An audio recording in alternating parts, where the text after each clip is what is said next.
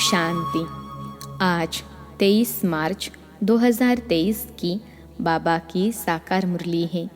मुरली की महावाक्य है, मीठे बच्चे देही अभिमानी बनो तो पुराने जगत से नाता तोड़ने और नए जगत से नाता जोड़ने की खूबी सहज आ जाएगी। एक बाप से लव जुट जाएगा। प्रश्न है, किन बच्चों का बुद्धि योग पारलौकिक माता पिता से सदा जुटा हुआ रह सकता है? उत्तर है, जो जीते जी मरकर ईश्वरीय सर्विस पर तत्पर रहते हैं।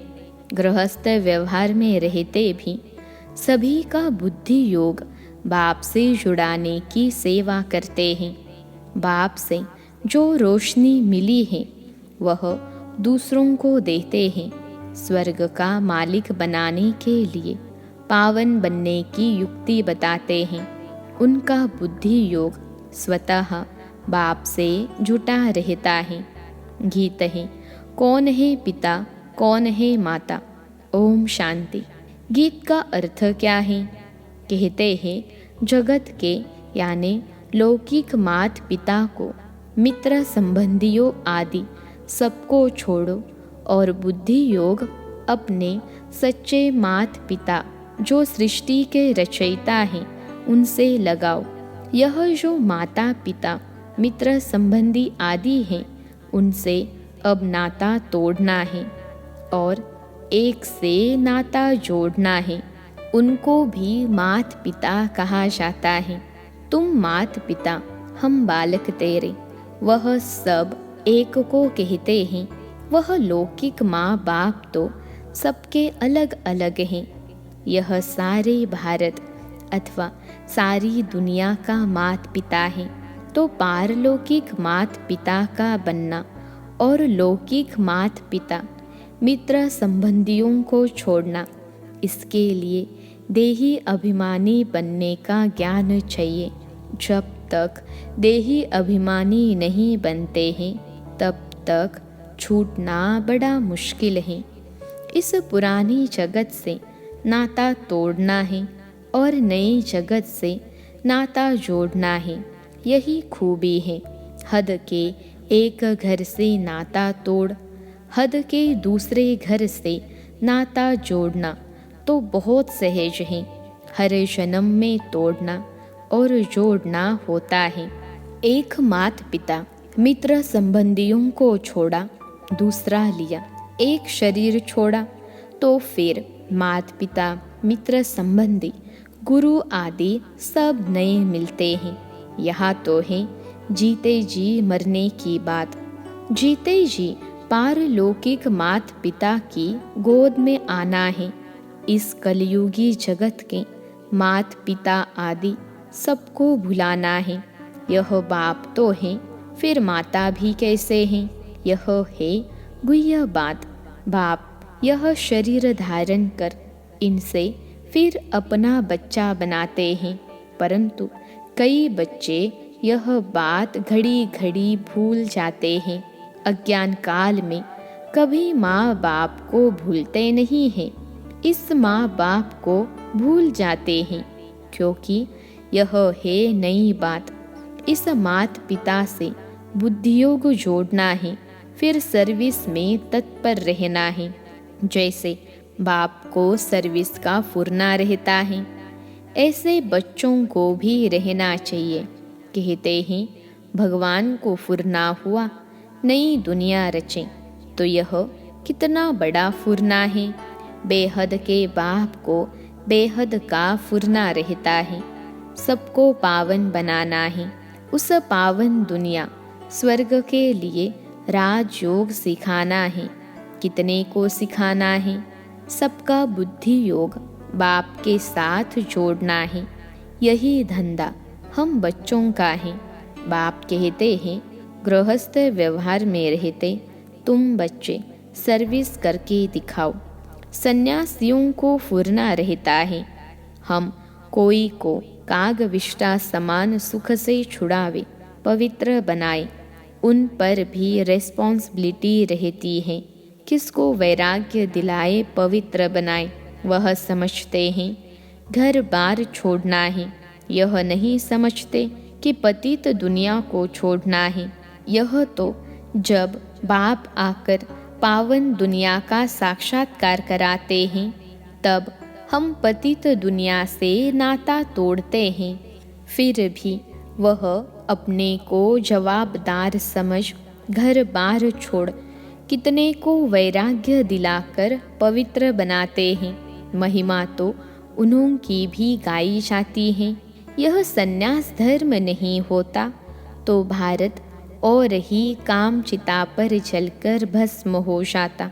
अब वह रजोगुनी संन्यास स्थापन करने वाला कौन और यह सतो प्रधान संन्यास स्थापन करने वाला कौन?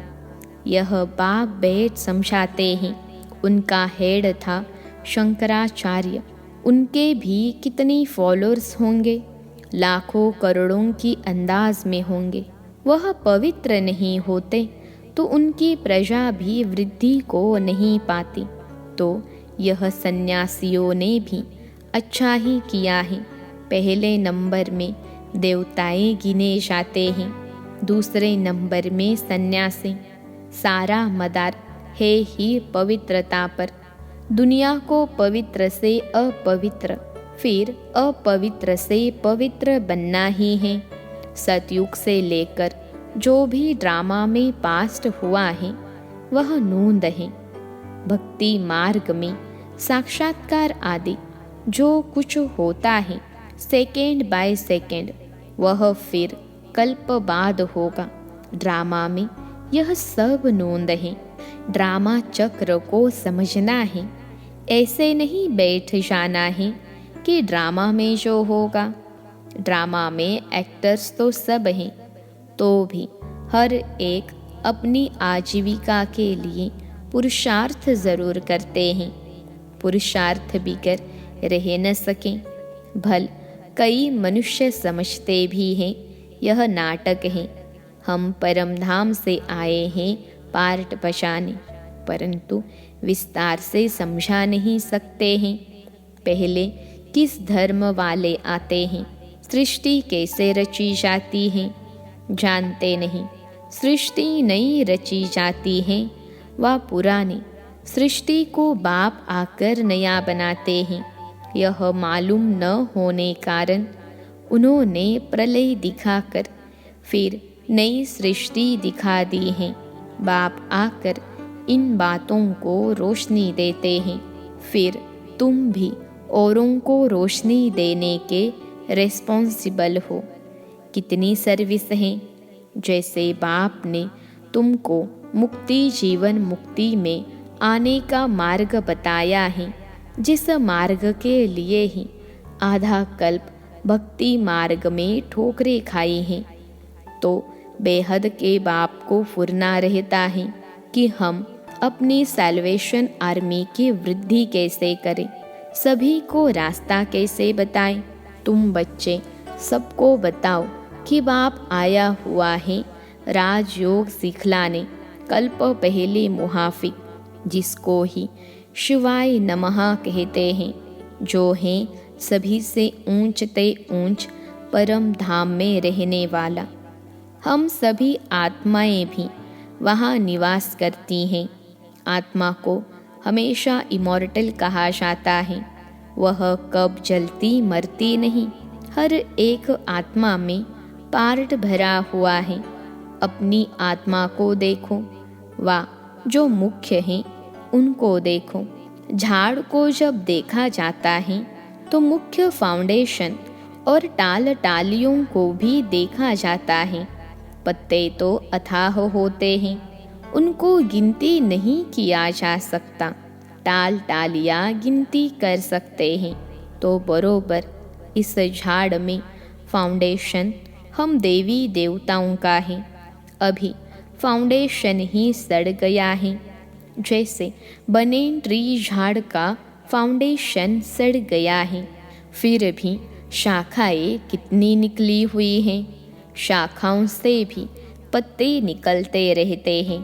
तो यह भी बेहद का कितना बड़ा झाड़ है। तुम बच्चे भी नंबरवार पुरुषार्थ अनुसार जानते हो।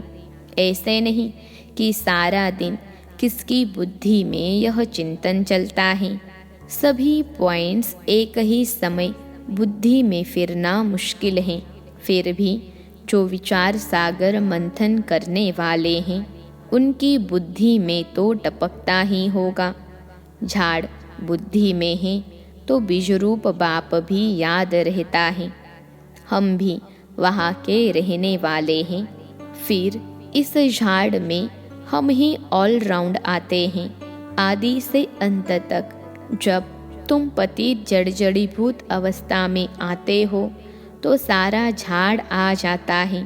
पहले पहले जो थे वह भी अब पुराने हैं। पिछाड़ी वाली टाल टालियाँ भी पुरानी हैं।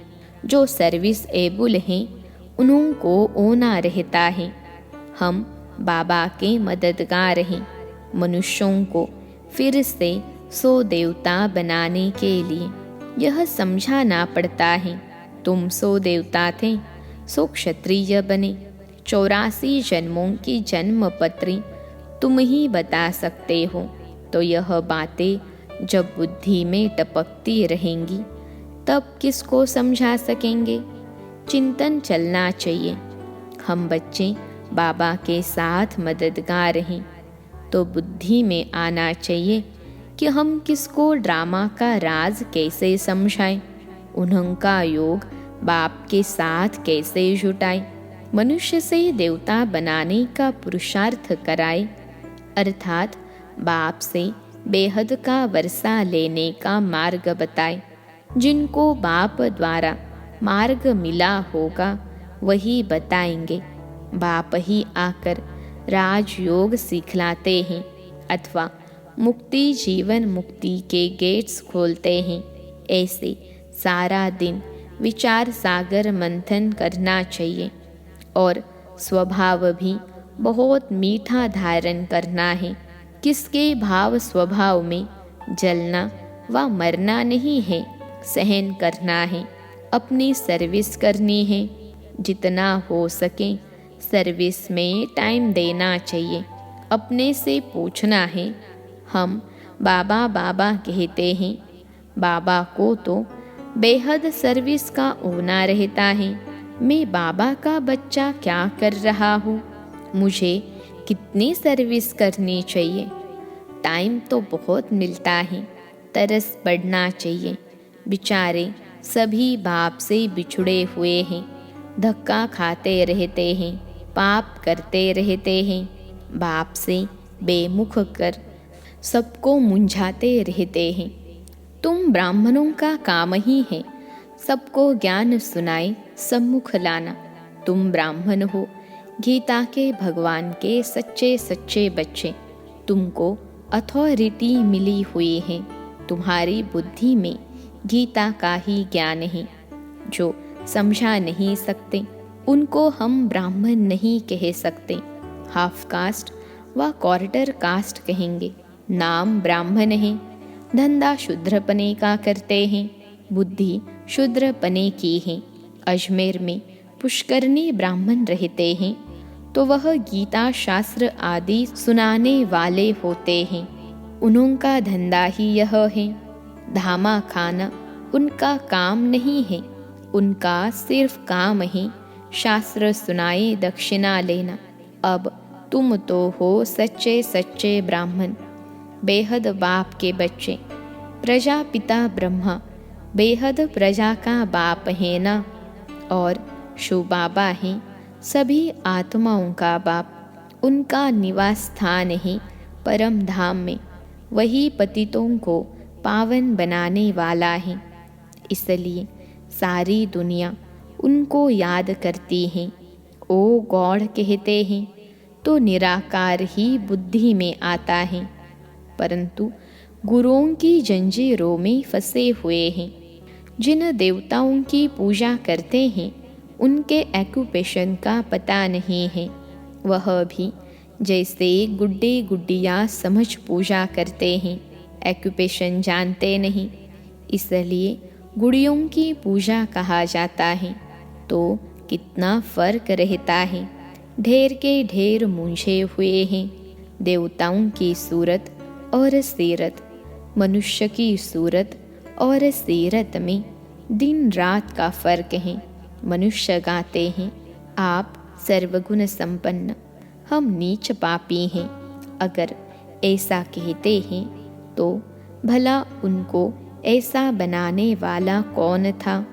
अभी तो बरोबर नरक हैं, फिर स्वर्ग का मालिक क्या हम बन सकते हैं?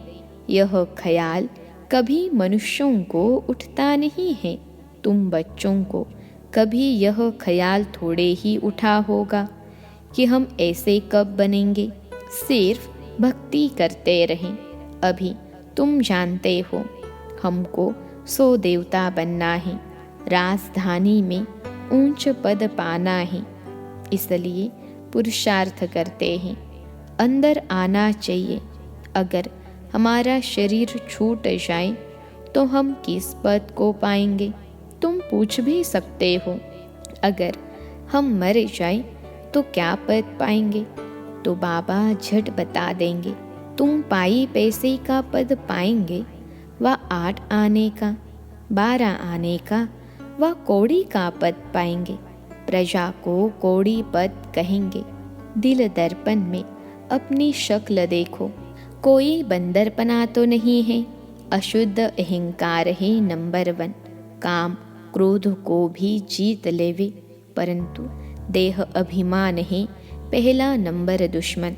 देही अभिमानी बनने से ही फिर और विकार ठंडे होंगे। देही अभिमानी तब बने जब बाप के साथ लव जुटे।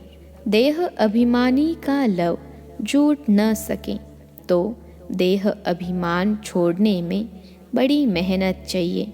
देही अभिमानी बड़े हर्षित रहते हैं। देह अभिमानी का चेहरा मुर्दों जैसा रहता है। तो पहली मुख्य बात है देही अभिमानी बनना, तब बाप भी मदद करेगा। निर्विकारी तो बहुत रहते हैं, परंतु मैं आत्मा हूँ, बाप की याद रहे, यह घड़ी घड़ी भूल जाता है, इसमें फेल हो जाते हैं। अशरीरी नहीं बनेंगे तो वापिस कैसे जाएंगे? सर्विस का बहुत फुरना रहना चाहिए, जिससे बहुत मनुष्यों का कल्याण हो। देह अभिमानी कहा भी जाएगा तो फेल हो जाएगा।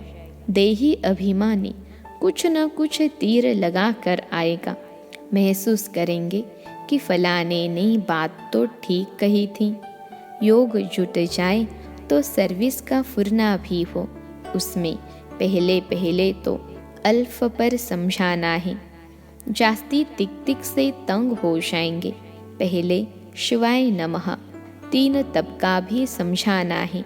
एक निराकारी दुनिया जहाँ परमपिता परमात्मा और आत्माएं रहती हैं, बाकी है स्थूल और सूक्ष्म वतन। स्वर्ग में लक्ष्मी नारायण का राज्य था, अब नहीं है। फिर हिस्ट्री रिपीट होगी। आगे कलयुग था, फिर सतयुग हुआ, अब फिर कलयुग की हिस्ट्री रिपीट हो रही है। तो अब फिर सतयुग की हिस्ट्री भी रिपीट होगी ना, इसमें ही मज़ा है। बहुत अच्छी पॉइंट्स हैं। अच्छा, ब्राह्मण कुलभूषण सभी बच्चों प्रति माता पिता बाप दादा का याद प्यार और गुड मॉर्निंग। रूहानी बाप की रूहानी बच्चों को नमस्ते।